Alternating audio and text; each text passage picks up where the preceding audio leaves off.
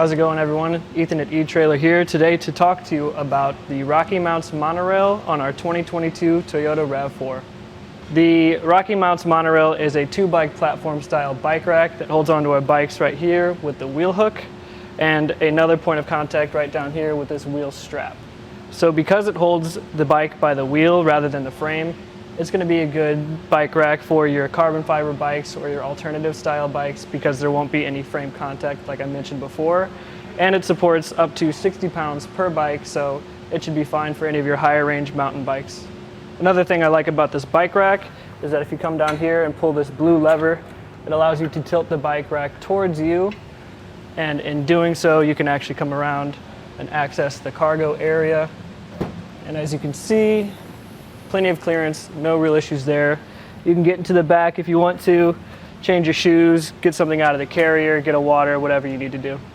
One thing to consider is that it is a pretty aggressive tilt, so if I were to have another bike loaded up here, reaching around under the bottom here would be a little bit more difficult, but to put it back up, all you're going to need to do is grab something sturdy on the frame, pull that handle again, lift back up till you hear that click, and then you should be ready to go. Alright, so now as far as removing our bike goes, we're going to start down here with the strap as our primary point of contact. Just hit this blue release, pull that up, fold that out, come around here. You're going to use this blue button right here, holding the bike itself, lifting up. Then you can, I'll switch my hands around here, you can pull this lever all the way down, grab the bike, lift it up, and off. Now that we have our bike off, you can go ahead and lift this hook back up, slide it down if you'd like. You go ahead and fold this front cradle, and I like to replace the straps just so that they don't flap around or anything like that. And now that that's away, is a good time to go ahead and get some measurements. So from the bumper to the back end here, you're looking at about 30.5 inches or so. So that's a good chunk of distance to keep in mind that's behind your car. As well as to this blue lever here, you're looking at about 17 inches or so, which shouldn't be a huge issue as far as ground clearance goes. But again, as far as how long it is, something to keep in mind if you're parking or storing it in your garage.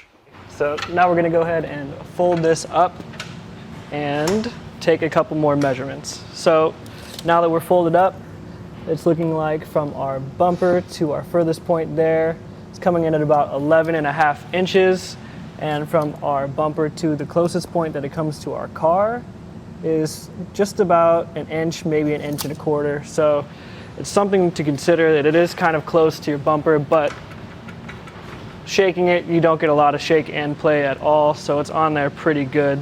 But another thing to keep in mind is how things are covered as far as the back of our car goes. So as you can see, our taillights are fully visible.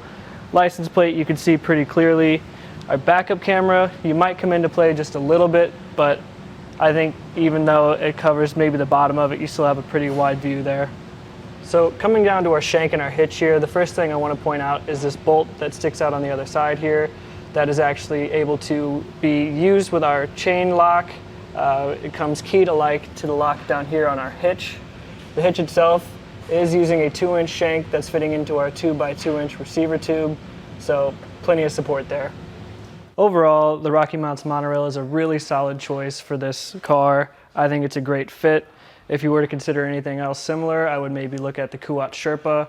Very similar, just a little bit sleeker and a little bit easier to use. Overall, again, as far as it fits on our 2022 Toyota RAV4, I think it's a great choice.